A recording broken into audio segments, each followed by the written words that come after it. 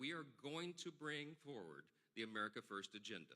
We will be a part of this new renaissance in America, the new golden age, and it begins right now. My friends, my colleagues, ladies and gentlemen, I am so excited to introduce to you tonight the 45th and the 47th President of the United States, Donald J. Trump. Let's hear it. And I'm proud to be an American, where at least I know I'm free. And I won't forget the men who died, who gave that right to me. And I gladly stand up next to you and defend her still today. 'Cause there ain't no doubt I love this land. God bless the USA.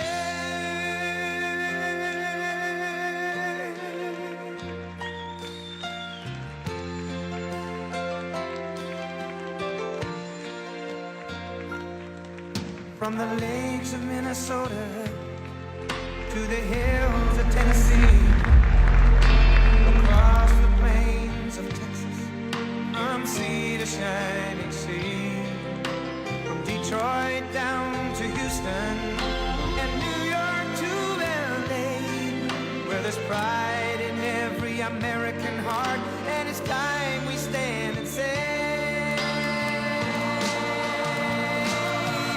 that I'm proud to be an American, where at least I know I'm free. And I won't forget the men who died, who gave that right to me.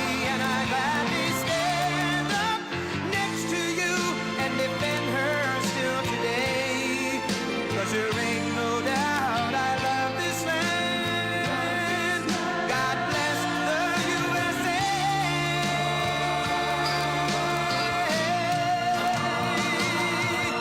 And I'm proud to be an American, where at least I know I'm free. And I won't forget the men who died, who gave that right to me. And I gladly stand up next to you and defend her still today. 'Cause there ain't no doubt I love this land. God bless the USA.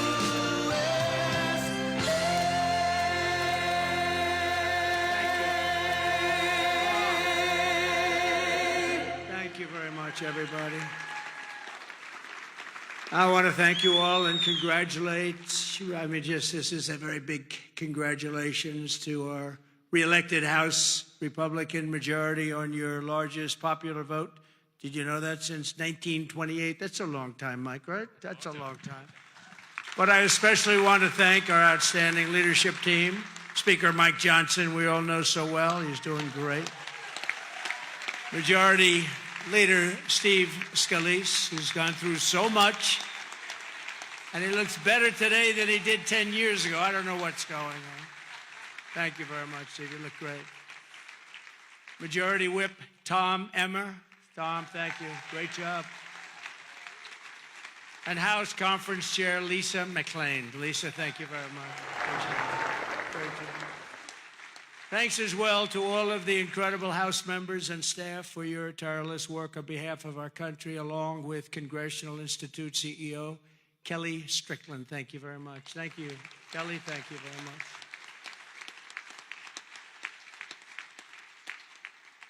So we have Kellyanne Conway. Nobody knows Kellyanne. Does anybody know? Where's Kellyanne? She's around. What? She's so good. She's a good person, too. She's a good person, too. And the mayor of Hialeah, I love this guy because he said, "Sir, we want to name a major boulevard after you," and he did it. Anybody that names a boulevard after me, I like him a lot. Esteban Bovo and Hialeah, mayor of Hialeah, thank you, wherever you may be. Esteban, where are you? Thank you. Thank you very much. Thank you. Great honor, actually. A lot of people come back from Hialeah, they say, they just named a road after you. I say, that's okay. It's a beginning, right? It's a start. With the help of everyone in this room, we've just won the most epic, consequential political victory in American history, according to a lot. One of the major fake newspapers, so in this case it's not fake news, let's say, but they said it's the most consequential election victory in the last 129 years. I'm trying to figure out what that means, 120. Who was there 129 years ago? But it was a great one. At the presidential level, we won the popular vote for the first time of any Republican in decades. We swept all 7 swing states, Pennsylvania, Wisconsin, Michigan, Georgia, North Carolina, Arizona, and Nevada by very, very big margins, record-setting. And for the first time ever, all 50 states, did you know this? Shifted toward the Republican Party. We've never had that before. Nobody has, actually. It's never happened before. You must be doing a good job, fellas. We won the largest number of African-American voters in Republican history, including 39% of black men, a record by a lot. So that's really nice. Thank you. And we won more Hispanic American votes than any Republican ever. It's never won any, not even close. Look at that, Hispanic American. We made historic strides with youth, men, women, urban, suburban, and rural voters. And in a political earthquake, yeah, sit down, just enjoy it. What the hell, we're going to be here for a little while. But in a political earthquake, we won a wave of support from labor unions, including massive numbers of auto workers, which gave us Michigan as an example. Think of that. We won Michigan easily, and we did tremendous with the auto workers. And an overwhelming majority of the rank-and-file membership of the Teamsters. The Teamsters were great. They showed up in droves, and we won them by a lot. Together, we're forging a new political majority that's shattering and replacing Franklin Roosevelt's New Deal coalition, which dominated American politics for over 100 years. That's what we're doing. And what Mike said before, common sense. It is a little bit of common sense. Maybe it's a lot of common sense. Under our leadership, the Republican Party has become the proud voice of hardworking American citizens of every race, religion, color, and creed. We've become the party of the American dream and wealth creation for everyone, not just the rich. If we do our job over the next 21 months, not only will House Republicans be reelected and expand our majority in 2026, we will cement a national governing coalition that will preserve American freedom for generations to come. There has never been anything like what's happened in politics in the last few years. Never been anything like it. Everybody, people of religion, everybody seems to be with us. I don't know how anybody could even vote for the other side. In many cases, they don't, but they do get credit for it. You'll have to think about that.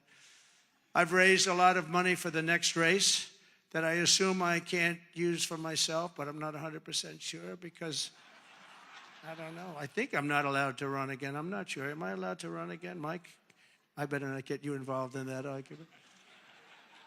No, we raised a lot of money, a tremendous amount, and our teletown halls are something that's very special that nobody else is able to even contemplate using. We've gotten a lot of people elected with those teletown halls.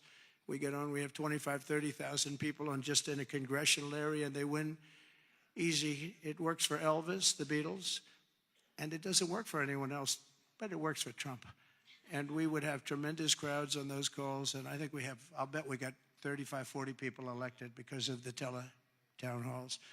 But I did say to them, and I said, this is the greatest, the person that sort of has the rights to it, and he happens to be a great Republican. I said, this is the greatest invention. This thing is going to make a fortune. He said, no, it's not that good, actually, because it only works for you. He said, actually, sir, it only works for you because somebody else, they're not picking up. So I'm honored to have that privilege, and I used it carefully. But we've done a lot of the teletown halls for people, and I don't think we've ever lost one, right? It's hard to lose one, even if you only get 5,000 or 6,000 people on a congressional race. But we've done them for states, we've done them for governors, and we've done them for senators. And we did a couple countrywide. I did a couple for myself countrywide. They're absolutely amazing. And we got the message out through that and lots of other means. We even got it out through TikTok. Has anyone ever heard of TikTok? I have a little bias toward TikTok right now, I have to tell you. So we won youth by the largest margin. No Republican, we generally don't win youth. We won by 36 points. Can you imagine that? And I think TikTok had something to do. So pardon me if I'm a little bit, I became a little bit jaded toward TikTok, but we'll see what happens. We're going to have a lot of people bidding on it. And if we can save all that voice and all the jobs, and China won't be involved. You don't want China involved, but we'll see what happens. We'll see what happens. But over the past 7 days, my administration has been moving with urgency and historic speed to reverse every single disaster of the Biden administration. By the way, the guy was a disaster, okay? You know, we want to be nice.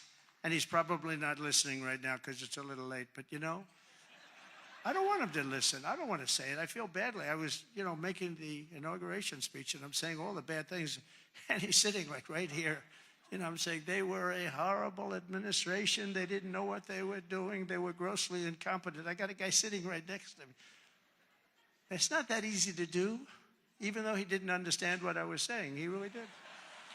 And deliver on the mandate that we've been given by the American people. In a single week, I've taken over 350 executive actions. We've signed 300, and who ever heard of that one? And as I said in my inaugural address, the American decline is over. It's over. The golden age of America has officially begun, and I think that's a good thing for us to talk about, the golden age and the American dream. I think it's a good thing because people haven't been talking that way for a long period of time. On day one, I directed every member of my cabinet to marshal all powers at their disposal to defeat inflation and bring down the cost of daily life, and we're going to do that. You're going to see it starting to happen when we get going with the energy. The energy is going to, you know, brought everything up, and it's going to bring everything down. I imposed a federal hiring freeze, a federal regulation freeze, a foreign aid freeze. A foreign aid freeze, isn't that nice? We get tired of giving massive amounts of money to countries that hate us, don't we? And I created the new Department of Government Efficiency, and I think it's going to be very meaningful. I terminated the ridiculous and incredibly wasteful Green New Scam, one of the great scams in history. Actually, isn't it 12 years up? They gave us 12 years to live, right? I think that we passed it, right? We're still around. Can you believe it? You know, the person that really came up with it is a person that never even took a course on the environment, was a poor student, not a good student, didn't understand a lot, and she came up with this idea, and everybody all of a sudden started going. And then mainstream, you know, important Democrat leaders were starting, you know, they got sucked into it. And we've spent trillions of dollars on just like throwing it out the window. You could throw it out the window, you would have been better off. I withdrew from the one-sided Paris Climate Accord, and I canceled. It was so one-sided, you know. We had obligations, but Russia didn't, China didn't, other countries didn't. We paid everything. We're going to lose $1 trillion over a short period of time on that. And we had to do everything. They didn't have to do anything. It was ridiculous. And I canceled the insane and very costly electric vehicle mandate. So you can buy a car of your choice. If you like gasoline, go have it. And if you like hybrids are doing well. You can have it, or you can buy an electric car. We like everything, but you have to have a right to buy everything. I withdrew from the World Health Organization, where we paid $500 million a year, and China paid just $39 million a year, despite a much larger population. How about that? So we're paying $500 million a year. China's paying $39 million a year. They have 1.4 billion people. We have, nobody knows what we have. So many people came across the border. Nobody has any idea. I used to say like 325, but we really don't know. But we're going to know soon. We're going to know. And I tell you, our people are doing Tom Holman and his staff are doing an incredible job getting the bad ones out. I declared a national energy emergency to unlock the liquid gold that's right under our feet, because we will drill, baby, drill. We're going to drill, baby, drill.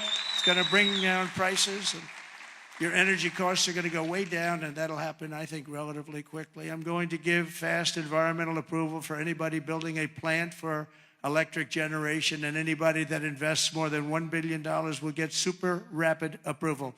Not that they have to wait for 9 years, 14 years, like I approved LNG plants in Louisiana. They were waiting for so many years. It wasn't Louisiana's fault. It was some people, they just wouldn't get them done. You've got a snail here, a tiny tree here, and I got it done in a matter of a few days. I actually got it done. It took them 14 years. I got it done in about 3 days. The people, as we called them, I'll never forget, I called them and I said, "Congratulations, you got your permit." "What?" They were so shell-shocked. They didn't know what the hell was happening. They're going to spend, and they spent about $16 billion on each plant, and they've been roaring since then. But we got them done in a matter of a few days. Over the past week, we've begun the largest deregulation campaign in history, far exceeding even the record-setting efforts in my first name. That was record-setting deregulation, and that was just as big as tax cuts as far as business and jobs were concerned, I'll tell you. I actually asked, it's interesting because I actually asked some of the biggest businessmen in the country, I said, let me ask you, have you had the choice between the big tax cuts? We cut it from 40% to 21%. We're going to cut it further. But we cut it down to 20. Everybody said that would be impossible. The people on the stage helped us with that one a lot. But I said, if you had your choice of that or the big deregulation cuts, what would you take? These are the guys that run the big companies, the big oil companies, the big companies of every kind. I said, would you take the big tax cut or the big cut in regulations? And I've never had anybody said they'll take the tax cut. They took the regulation cut. I'll bet I asked that question 100 times to 100 of the biggest people. They always said, sir, we'll take the regulation cut. You opened us up. You let us create all these jobs that we've all seen happen. So it was even bigger than the big tax cut. I also signed an order to end the weaponization of our government against the American people and investigate all abuses of power. And I stopped government censorship once and for all, and we brought back free speech to America. That's what happened. We're going to bring it back. Because we didn't have free speech. We didn't have free speech. I mean, I was investigated more than any human being in history. Alphonse Capone was a baby. Now, this was a serious killer, Scarface. You've all heard of Scarface. He had a scar for a reason. He didn't play games, but he was Scarface. Of course, nobody ever called him Scarface to his face. They said, Al, you look great today. Guy had a scar that was like 2 inches thick that ran from here to here. And they say, Al, you look fantastic. But Scarface was not investigated as much as your president was investigated. And it turned out to be a positive thing for me. Can you believe it? It turned out to be, we got a lot of votes. I think we got a lot of votes because they saw it was weaponization. It was a fight against a political opponent. I ordered the end to all of the lawless diversity, equity, and inclusion nonsense policies across the government and all across the private sector and the military. We got it. We're getting it out, and we've gotten it out pretty much. We did that in 1 week, and it wasn't that easy, but everybody wanted it. People that were strongly in favor of it, I thought, called me and said, thank God you got rid of that. That was so bad.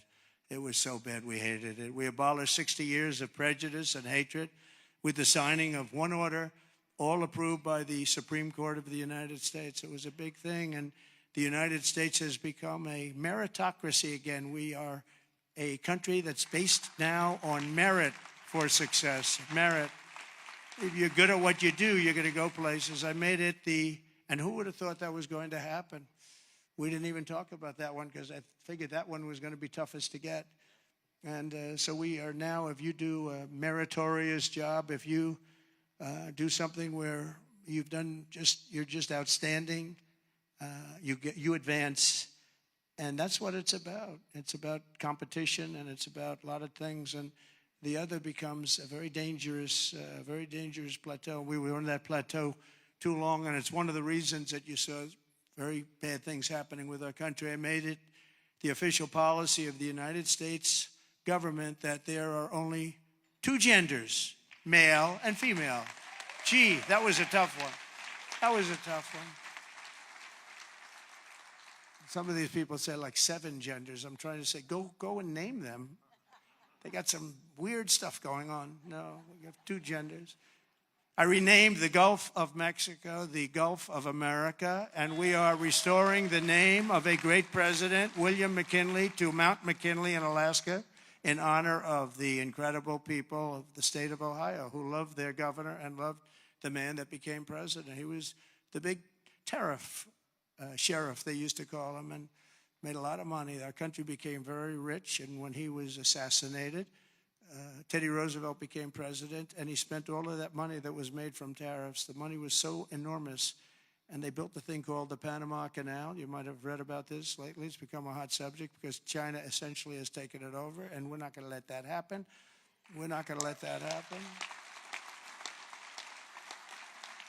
It was the biggest investment to this day ever made by the country. In other words, if you bring it up to modern day numbers, we spent money that we've never spent anything so much. We've never had so many people die. 38,000 people died building the Panama Canal 110 years ago. And they gave it away for $1. It's also one of the most profitable things ever built. You know, these ships are lined up back to Florida trying to get through. We're not gonna let that happen. Wasn't the deal. We didn't give it to China. We gave it to Panama, sort of, I guess. But they haven't behaved properly. Perhaps most importantly, I declared a national emergency to stop the invasion of our southern border. We're going to stop that invasion. We've already done it. And today in Tijuana, you probably saw, I got a call from Tom Homan and some of the people. They said, sir, it's unbelievable. There is nobody. You have this huge area. It's a gathering area. It's always been packed with these people. What they did to our country is so unbelievable. That they could do this to our country is so horrible. But he said there's nobody there. And then they actually put it on television. I got to see it. And there was literally not one person, this vast area where people stay there all day long and they just walk right into our country. They just unchecked, no way, no check-in for ID. It was like voter ID. They don't want voter ID because they want to cheat.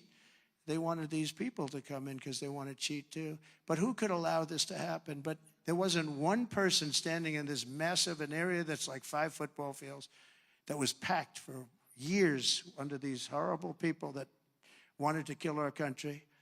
We halted all illegal entry. We have successfully ended catch and release, and we're deporting 100% of all new trespassers apprehended at the border, and nobody's coming in, and nobody's coming now because they know they're not going to be able to come in. So we've really stopped something that was very, very serious. But we have to get the bad ones out. We have many murderers, many very bad people in our country that they've allowed because of a ridiculous, actually stupid, open border policy.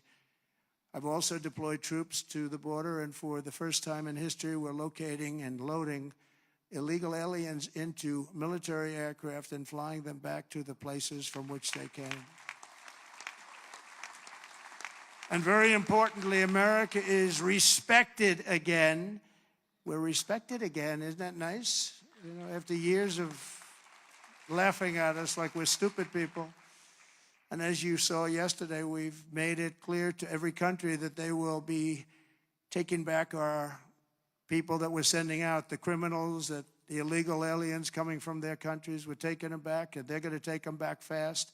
And if they don't, they'll pay a very high economic price, and we're going to immediately install massive tariffs. It'll be placed on them and other sanctions, but the tariffs, I told you, most beautiful word in the dictionary. I also told you that I said that the first time, and I got just absolutely decimated by the fake news, you know. I said it's the most beautiful word, and the fake news said, what about religion? What about God? What about love? So now I say it's the 4th most favorite word in the dictionary. It's God, love. It's all these other things, but I say number 4, but God, love, religion, tariff, 4th. Another couple of weeks, it'll be like 10. Hopefully it's going to stay in the top 10, but the fake news went after me, Tom, because I didn't say the first 3. And now now that I say it, immediately say it. I'm sure they're going to find some others. Throughout the week, the heroes of ICE have been hunting down and arresting hundreds of illegal alien criminals per day, including those with charges and convictions for rape, child sexual assault, terrorism, and even murder. Many murders in the crowd, and many of these murderers have committed far more than one murder. This is not going to work out, and we're going to get them the hell out of here. And members of the savage Venezuelan prison gang known as Tren de Agua and MS-13, including 50 violent individuals who were rounded up in Aurora, Colorado, which the Venezuelan gang took over. The governor, who's a radical left governor, was Petro. He didn't know what to do. He said, no, it's not that bad. They've only taken over a couple of apartment houses.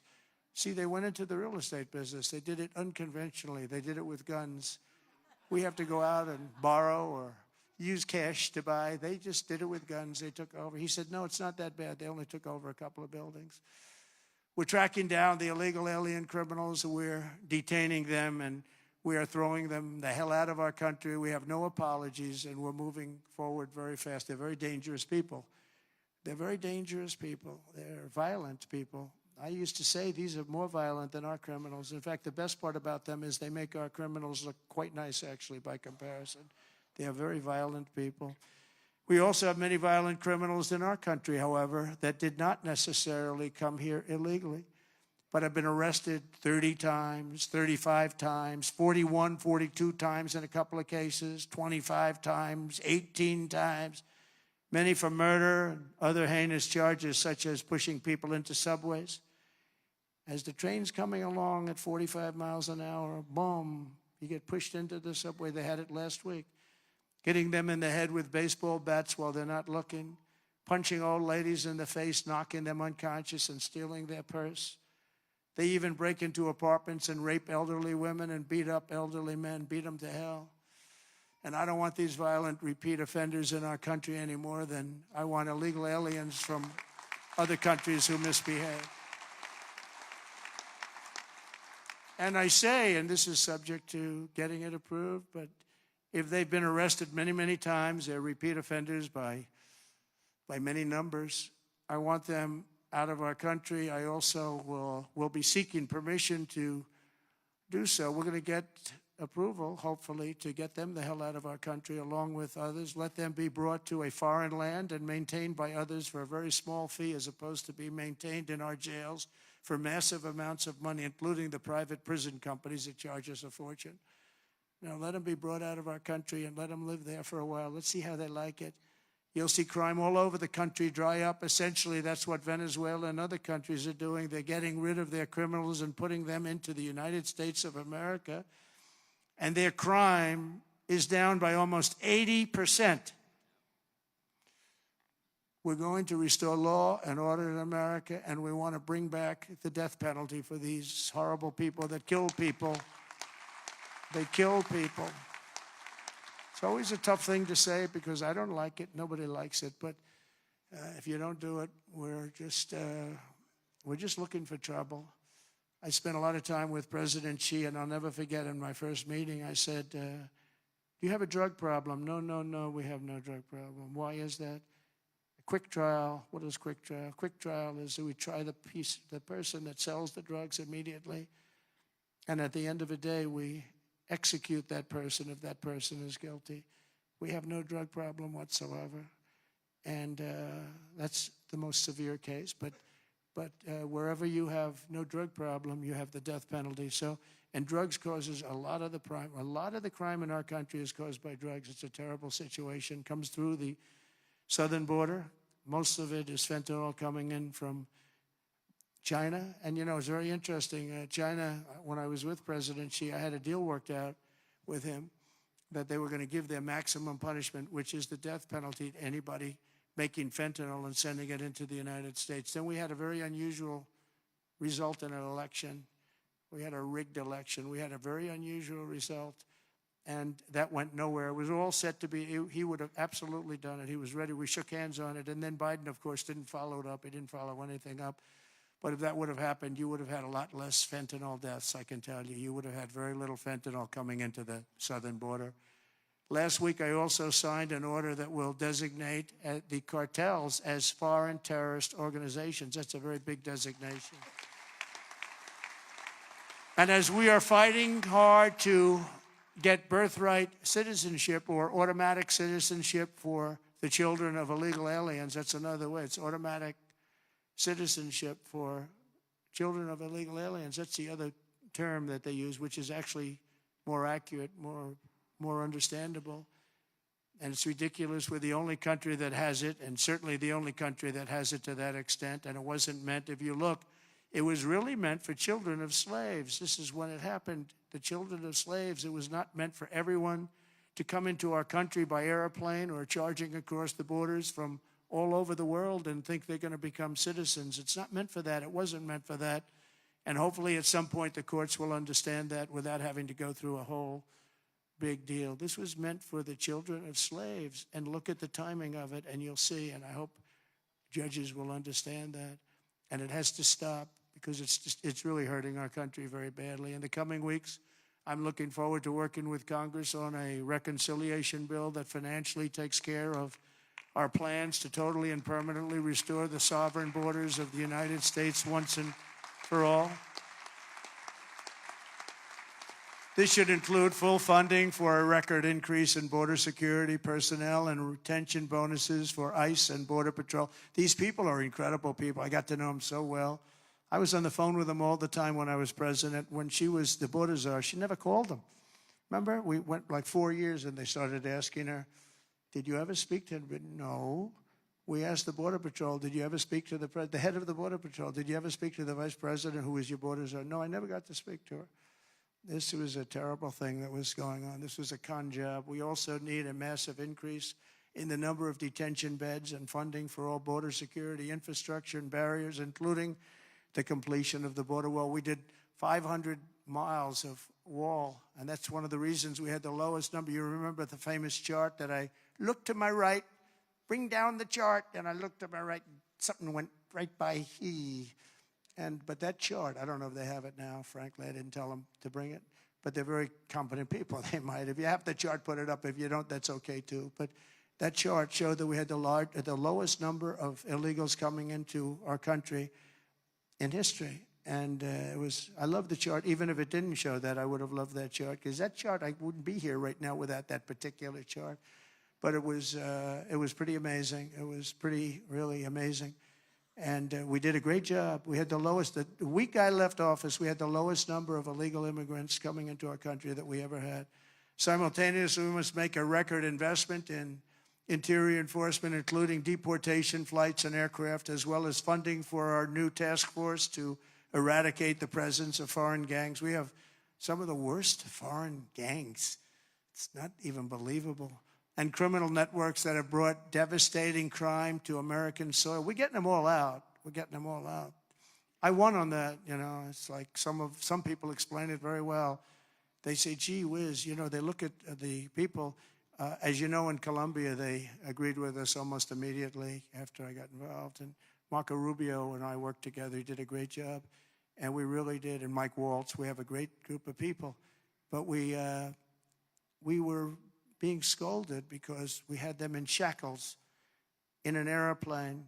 And he said, this is no way to treat people. Now, you got to understand, these are murderers, drug lords, gang members, just the toughest people you've ever met or seen.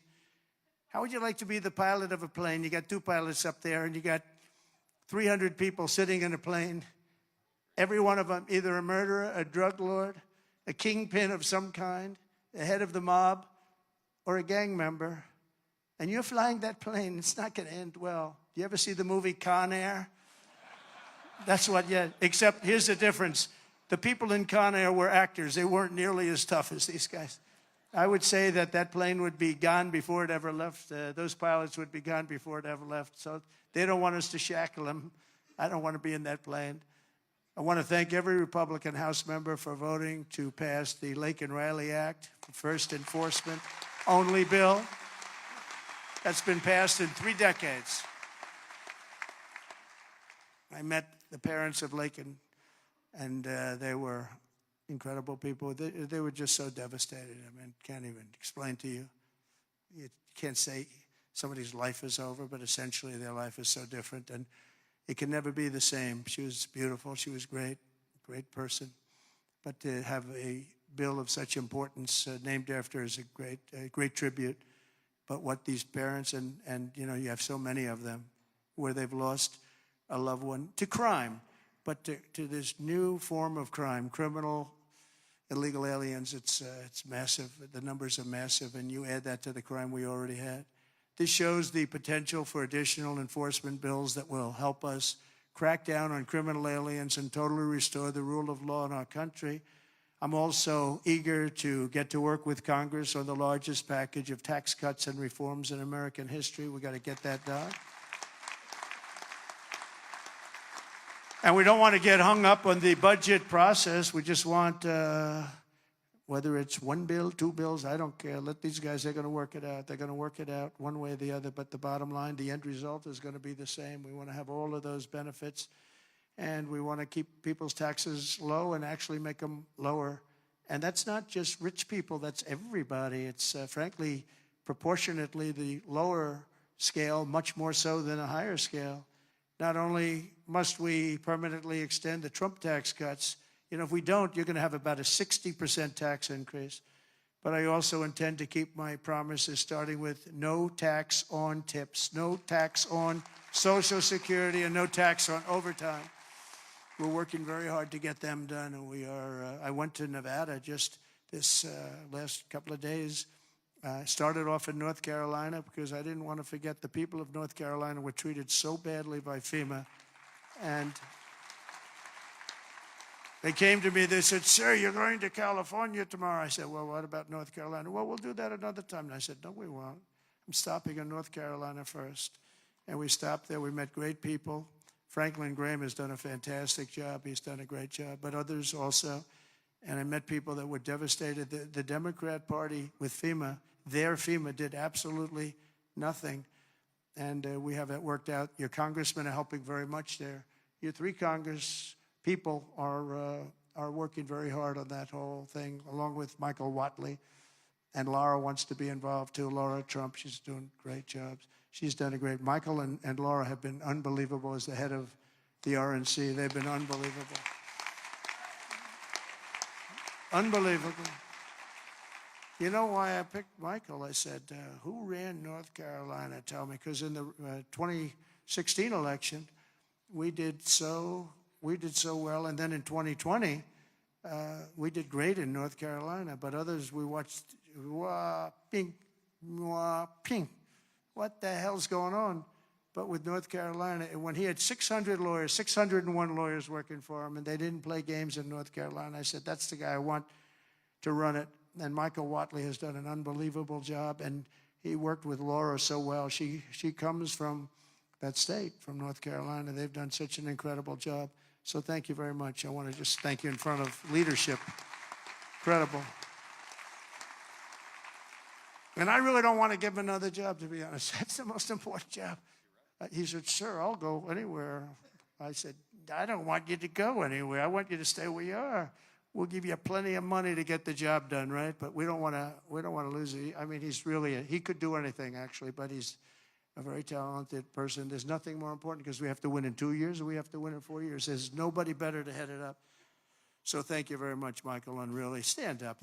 We're just an incredible job. Really amazing. I wanted to save that for leadership because I say it all the time. People don't know what the hell I'm talking about, but leadership knows what I'm talking about, and it's really incredible. The two of you as a team are unbelievable. Our administration will also be working to implement the Make It in America plan that I outlined very successfully in my campaign.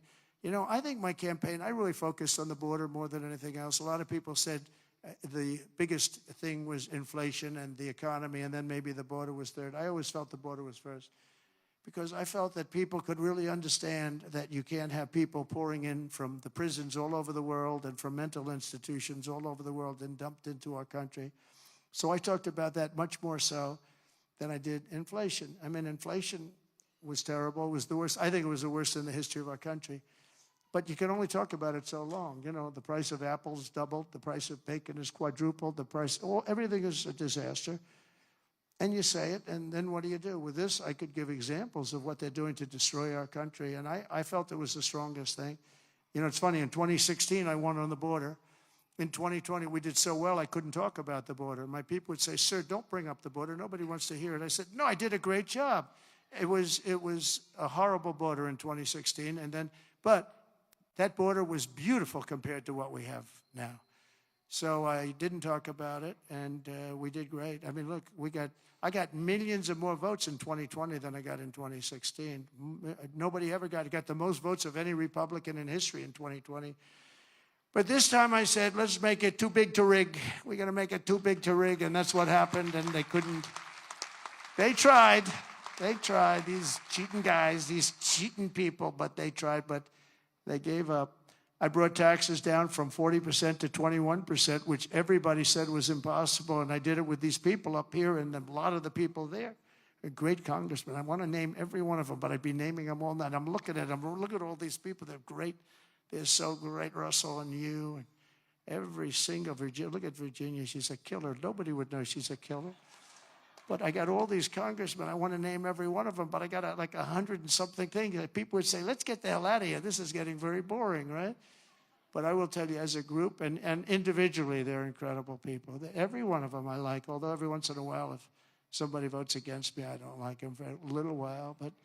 But we like every one of them. And this guy has the ability to get along with everybody, which he has to when you have a majority of really 5. You know, they say 1, but it will be. But right now it's 1. I want to make him sound a little bit.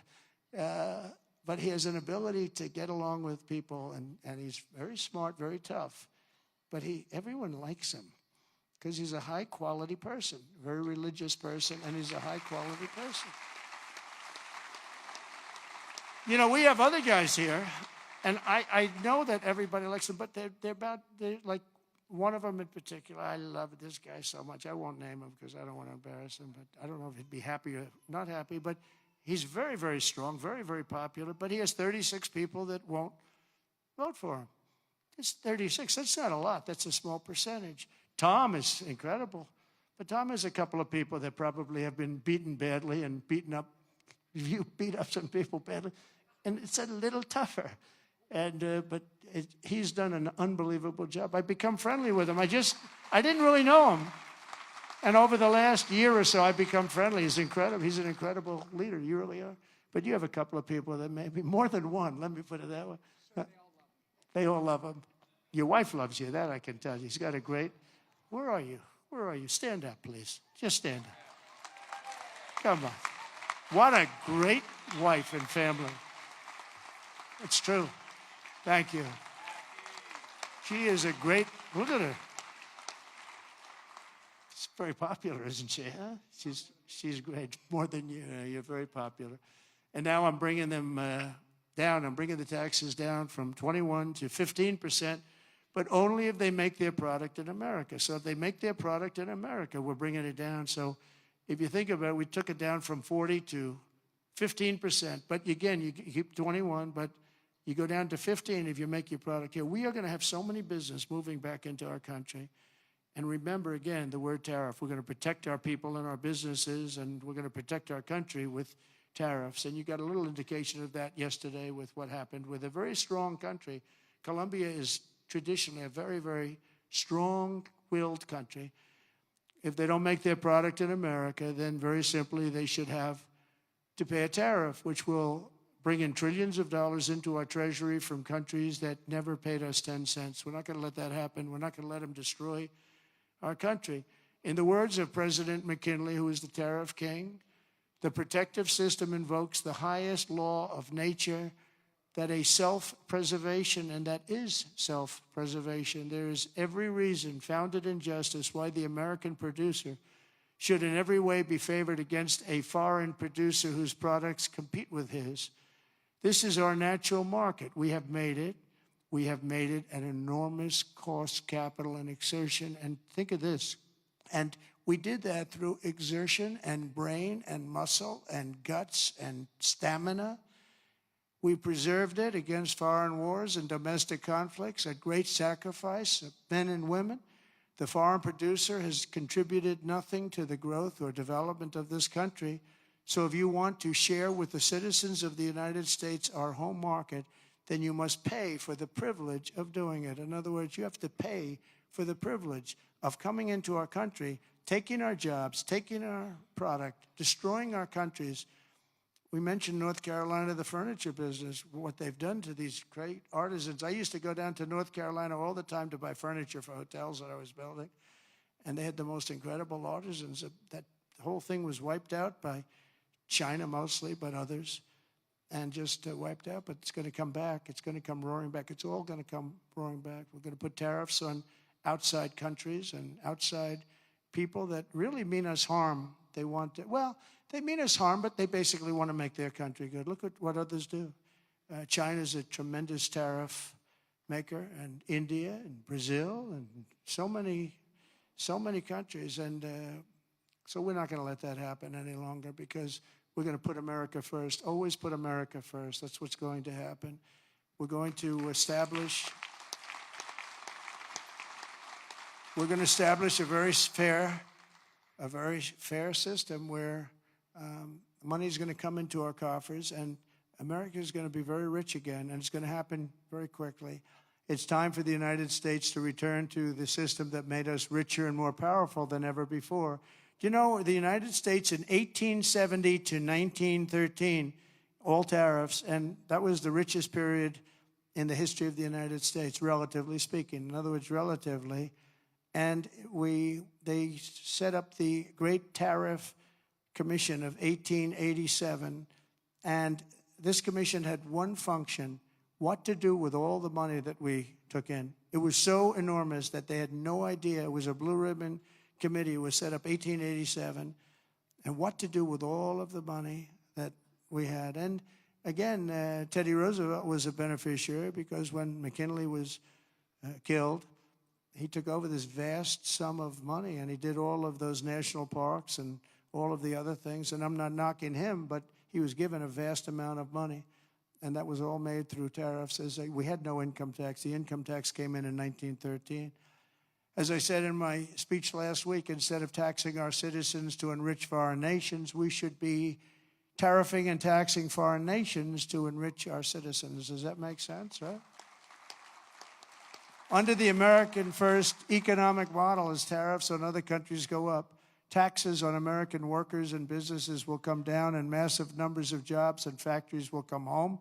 The job creation will be enormous. In particular, if you look at the automobile sector, I mean, we're just being wiped out. You just take a look at what's happened to that over the years.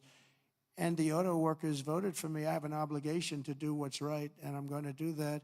Do you know, in Mexico, they were going to build the largest auto plant anywhere in the world, and it was during the campaign, my my most recent campaign, and a very great gentleman, all he does is he builds auto plants. He was building this factory, and I said, how's it going? I said, I want to go around and take a look at one of your factories that you're building, one of the big ones, one of the good ones. I said, okay, are you ready? When are you going to do this? Is 8 months ago, 9 months ago. He said, you'll have to go to Mexico. I said, what about the United States? He said, we're putting up a couple, but they're small. He's the biggest guy at doing this. He said, in Mexico, they're building massive automobile factories. I said, you mean they're doing it? And who's the owner of the factories? He said, mostly China. One in particular is massive, and it's built fairly close to the border. So they were going to build cars and send them into the United States for no tax or very little tax, and destroy Detroit, just destroy the rest of it, what's left of it. Because they've already Mexico's taken 32% of our business over years, over 30 years. And the other one is Canada. Canada's taken massive amounts of, they send us millions of cars. We don't need them for that. We want to have the cars made in Detroit or South Carolina or many other locations, whether it's union or not union. But I said to him, so when is this plant going to open? He said, well, we're going to start it in a couple of months, and it'll be open in about a year and a half. It's the largest plant in the world. I said, I'm not happy with that. And I said in my next speech that I am going to charge them, if it takes 100% or 200%, no car is coming in from Mexico into the United States without a massive tariff. And I said it 3 or 4 times. And what happened is about 2 months later, I see that same gentleman who was in the audience, and I said, I want to see him backstage after I'm finished with the speech. And I met him backstage. I said, John, let me ask you, what happened with that plant? Where is it now? He said, sir, China's canceled it. Why? Because they think you're going to be elected, and they thought you were going to charge big tariffs on the cars coming in, and it doesn't work if you're going to charge. So they canceled the plant, and Detroit now will breathe, and we're going to do just the opposite. We're going to have these companies come in, and they can build that plant if they want, but they have to build it across the line. They have to build it in the United States. Amazing. Amazing. We did so many things, and we weren't even elected yet. That would have been a disaster If that plant were built, it would have been a disaster. That would have wiped out. That was bigger than most of the factories put together, the auto plants put together. In particular, in the very near future, we're going to be placing tariffs on foreign production of computer chips, semiconductors, and pharmaceuticals to return production of these essential goods to the United States of America. They left us and they went to Taiwan, which is about 98% of the chip business, by the way. And we want them to come back. And we don't want to give them billions of dollars like this ridiculous program that Biden has. Give everybody billions of dollars. They already have billions of dollars. They've got nothing but money, Joe. They didn't need money. They needed an incentive. And the incentive is going to be they're not going to want to pay a 25, 50, or even 100% tax. They're going to build their factory with their own money. We don't have to give them money. They're going to come in because it's good for them to come in. They're giving them money. They don't even know what they're going to do with it. I had people tell me, we have no idea. We didn't need money. They don't know if they're probably going to use the money to build in other places, other countries. It's a ridiculous plan, very expensive and ridiculous. The only way you'll get out of this is to build your plant. If you want to stop paying the taxes or the tariffs, you have to build your plant right here in America. That's what's going to happen at record levels. We're going to have more plants built in the next short period of time than anybody ever envisioned before, because the incentive is going to be there, because they have no tariff whatsoever. In fact, they have help from us if they build their plant in America. And we're going to look at pharmaceuticals, drugs. We're going to look at chips, semiconductors, and we're going to look at steel and some other industries. And you're going to see things happening. If I didn't put on the massive steel tariffs, you wouldn't have one steel plant right now in the United States. If I didn't put on the tariffs on washing machines, dryers, and the like, you wouldn't, in Ohio, you would have lost all of those companies that made washing machines and dryers. Jim Jordan is the one that got me started. Was Jim here by any chance? Is Jim here? Where is Jim? Where's Jim? Oh, look at him. Wow. That's not a great seat for a man of such power. Do you know that Jim has he's a great wrestler. He was All-American wrestler 3 times, 128 and 1. That's not a bad record, and that's the way he fights, too. But he has a better record. Undefeated as a wrestler in high school. And I say, how can you do that? Because a freshman can't beat a senior. But he figured out how to beat seniors. So stand up again, Jim. Let's give you a hand as a wrestler. As a wrestler, big hand. As a politician, very good. But Jim, is it true that we went up there, remember we had 25,000 people standing in the streets in this little beautiful town with Whirlpool, right? And they were going to close up their factories because South Korea was dumping washing machines and other things like that, and they were dumping. And we put a 50% tariff, and it's 75, even 100%, and now they're thriving, right?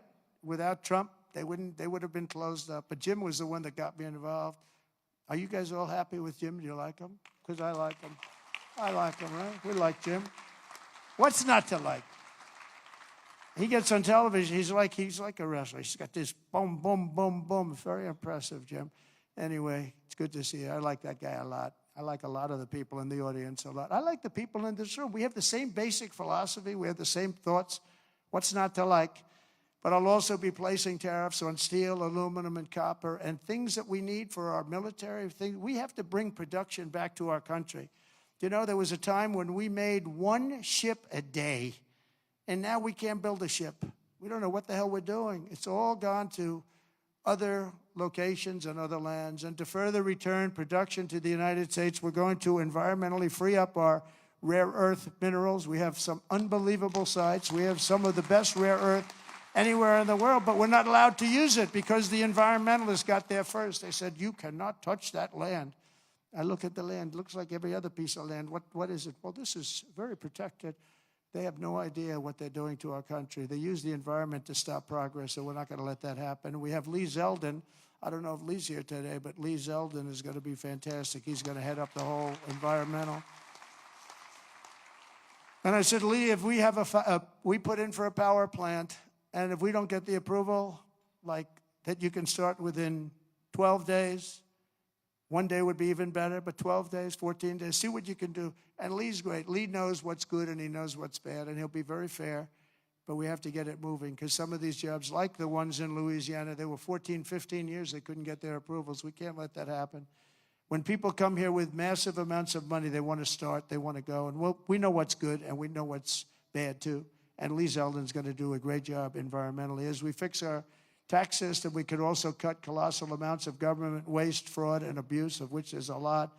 But tonight, I restate my pledge from the campaign. I will not sign any bill that cuts even a single penny from Medicare or Social Security for our great seniors. We don't have to do that.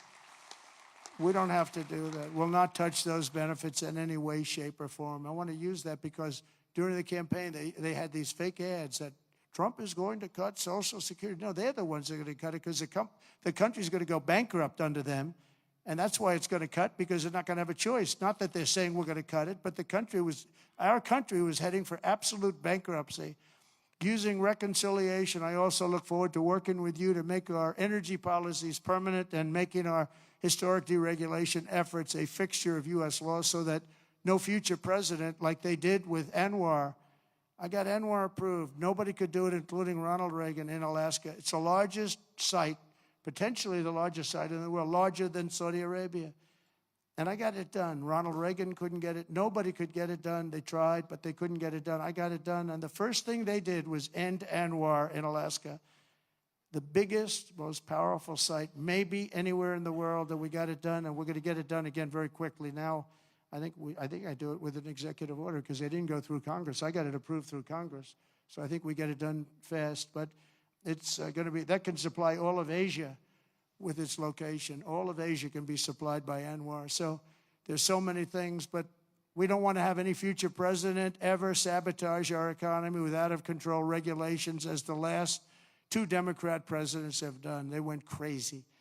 Last week, I signed an order revoking Joe Biden's destructive artificial intelligence regulations so that AI companies can once again focus on being the best, not just being the most woke. And today and over the last couple of days, I've been reading about China and some of the companies in China, one in particular, coming up with a faster method of AI and much less expensive method. And that's good because you don't have to spend this much money. I view that as a positive, as an asset. So I really think if it's fact and if it's true, and nobody really knows if it is, but I view that as a positive because you'll be doing that too. So you won't be spending as much and you'll get the same result, hopefully. The release of DeepSeek AI from a Chinese company should be a wake-up call for our industries that we need to be laser focused on competing to win because we have the greatest scientists in the world. Even Chinese leadership told me that. They said, you have the most brilliant scientists in the world in Seattle and various places. But Silicon Valley, they said, there's nobody like those people. This is very unusual when you hear a DeepSeek, when you hear somebody come up with something. We always have the ideas. We're always first. So I would say that's a positive. That could be very much a positive development. So instead of spending billions and billions, you'll spend less and you'll come up with, hopefully, the same solution. Under the Trump administration, we're going to unleash our tech companies and we're going to dominate the future like never before. And finally, we need to work together on a defense bill that once again fully rebuilds our military for our great warriors. We have to have a strong, strong defense.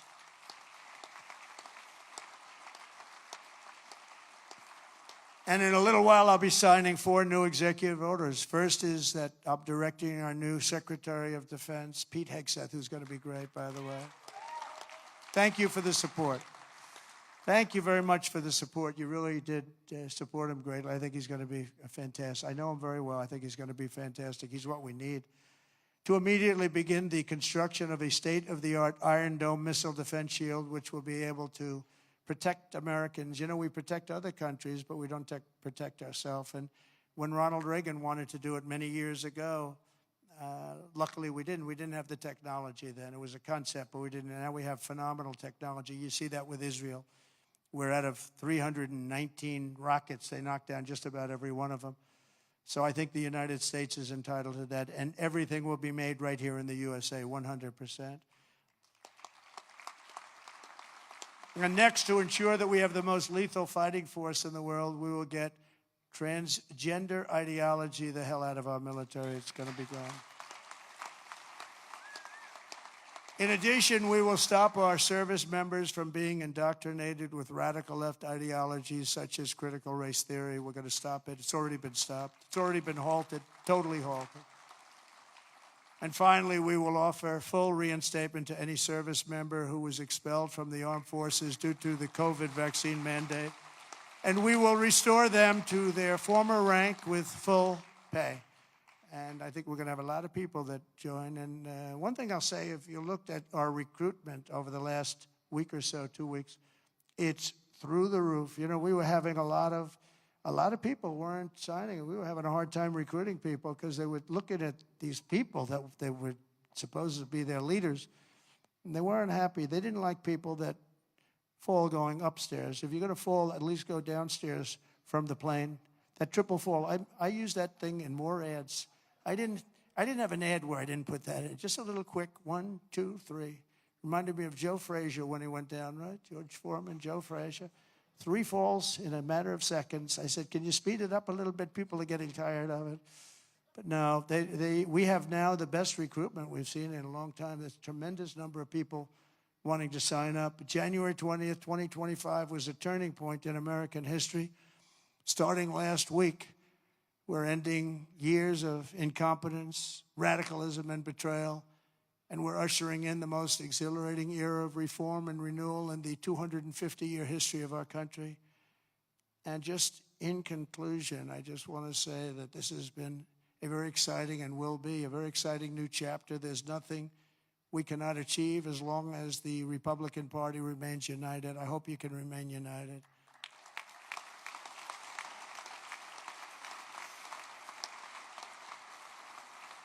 And it's one thing I give the Democrats a lot of credit for because, you know, they have lousy policy.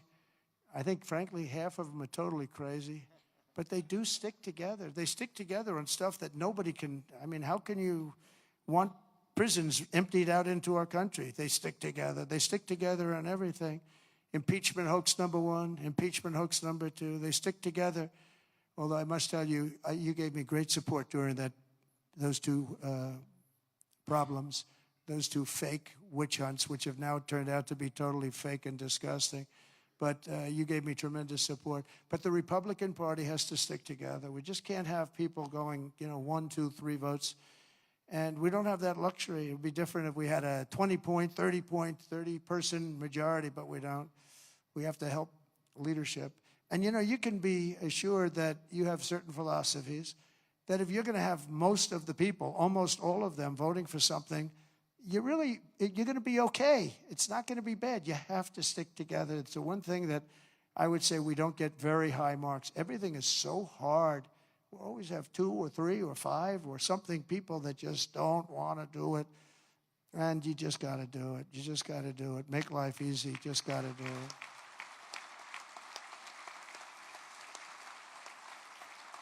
So right now we have a very special period because we have the House, we have the Senate, and we have the White House. And we're a team, and we're a really good team. And I appreciate so many times, and like even with Mike, I called 3 or 4 people, and they said, okay, sir, I'll do it. I'm going to vote. I'm going to vote positively. And they're very happy they did now. But when I called, we've gotten such a great response. We just had that happen with Pete Hegseth, and we have it happening with others. But we really appreciate it with the House. The House has been, it's a very difficult situation when you have that small a majority. But in a certain way, it brings you together. It actually can unify more than anybody would ever know. And a victory is sweeter, as they say, because of it. And I think we're going to have a lot of victories, but we have to stick together. We have to work together. We have to fight together. And we're going to win together. We're going to win like never before. We have a chance to win like never before. As long as we stay united, the 119th Congress will be remembered as the most successful and accomplished Republican majority in American history. I believe that. I think we have a chance of doing that. Right? And in January 2027, we will have a larger Republican House, a larger Republican Senate, and our country will be richer, safer, stronger, prouder, greater, freer, and ever before. I really think that we're going to have some big victories coming up, and I'm going to be helping every single one of you. I'm raising a lot of money, and I want to use it for the House, and I want to use it for the Senate. I've raised a lot of money, And, I told my people, we raised $1.7 billion. They raised $2.6 billion. They have the unions with, checkoffs, which is always tough, $10 a month times millions and millions of people. And then we won, and we won by a lot. And they wanted to go out, and they still haven't raised it. They're trying to raise $28 million. They cannot raise 10 cents. It's good to win, I will tell you. It's really good to win, but they can't raise money. But I told my people the morning after. Now, normally, because we have so many donors here and so many people that I love and respect, a lot of great friends of mine, but I told my people, Meredith and Susie, by the way, how good is Susie, the Ice Maiden? Where is the Ice Maiden? She is so great. She is so good. Stand up, Susie. The Ice Maiden, ladies and gentlemen.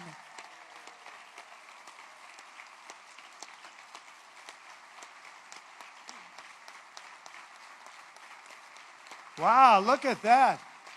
Most powerful woman in the world, they say. Most powerful woman in the world. She's made of ice. She's great. No, when I came to Florida, Florida was a Democrat state. Had a Democrat governor. They had one Democrat senator. It was largely a Democrat state. And through various reasons, I ended up with Susie running the campaign, and she was unbelievable. We won it in a landslide. And then the second time, we won it in an even bigger landslide. And when it came time to choosing somebody to run the campaign, the whole campaign, I said, what about Susie from Florida? She never lost. I won every primary. I won every. I didn't lose anything. And it was a Democrat state. And it was a landslide both times. And all of the Republican stuff was almost like it didn't even exist. It was amazing. I said, what about Susie? Well, sir, a woman has never been in this position before. I said, really? Oh, by the way, we have Kellyanne Conway. She didn't do too badly either, right?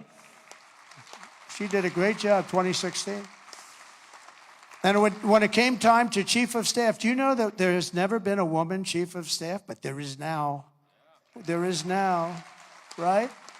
I didn't know that. I'm so surprised. I'm very surprised, but it came time to running the campaign, and I said, well, I've never had a loss with Susie. She comes from great stock, Pat Summerall is her father. Pat Summerall was a football player, great football player, but a really great announcer, really the voice of the NFL for 27 years or something. He was great, and a leader. He worked with John Madden, and he was able to get John Madden to do things that nobody else could do. They'd say, Pat, John is really difficult. Now, John was a difficult guy, but he got big ratings and he was good. And Pat would go up, come on, John, let's get this done. Come on. I know you don't like the heads of the company. They're paying you a lot of money. Come on, John, let's get it done. And he'd go and do it. And this went on for, 27 years, right? But he was a leader, her father. And, this is somebody that has the gene. I'll tell you, she's great. And she's done a fantastic job. So she was so good with the campaign. I said, let's let her do the campaign. And it was flawless. And again, I said before, we had her win a lot of votes because it's crooked as hell. And I hope you can go to voter ID and same-day voting and paper ballots and all of those things, because ultimately we'll never lose a race if you do that. I'm telling you, you'll never lose a race. And I hope you can get that. And that's said to the governors mostly, but you people have a lot of power over it. But Susie ran the race, and we did phenomenally, and then we just made her the chief of staff, and she's doing great. They say it was the greatest opening week in presidential history, and I think, it couldn't be a hell of a lot better. Even CNN is saying, this guy is amazing. I couldn't believe it. I said, did CNN really say that? Because nobody watches, so nobody was able to confirm it. But it was pretty amazing. Oh, their camera just went off. It's always tough. Usually you get them by surprise. But I just want to thank everybody. We're going to make this tremendously successful. I believe we're going to have one of the greatest 4 years in the history of our country. We're going to turn it around quickly, and then we're going to go on and we're going to progress like nobody ever thought possible. And I want to thank these great 4 people, because they really are leaders and they're phenomenal people. And I want to thank all of my friends in the audience, many of whom are congressmen and congresswomen and people that have just tremendous talent. Every single one of you, I know every one of you, and you have tremendous talent. And if we stick and if we fight together, there's nobody can stop us. We're going to have, because they have bad policy. Their policy is so bad. Nobody could win with this policy. Nobody. And we have the best policy. And again, as they say, and we say, and I've been saying for a long time, we're the party of common sense. And we're the party that's going to have the best 4 years ever. Thank you very much. Appreciate it. Thank you very much.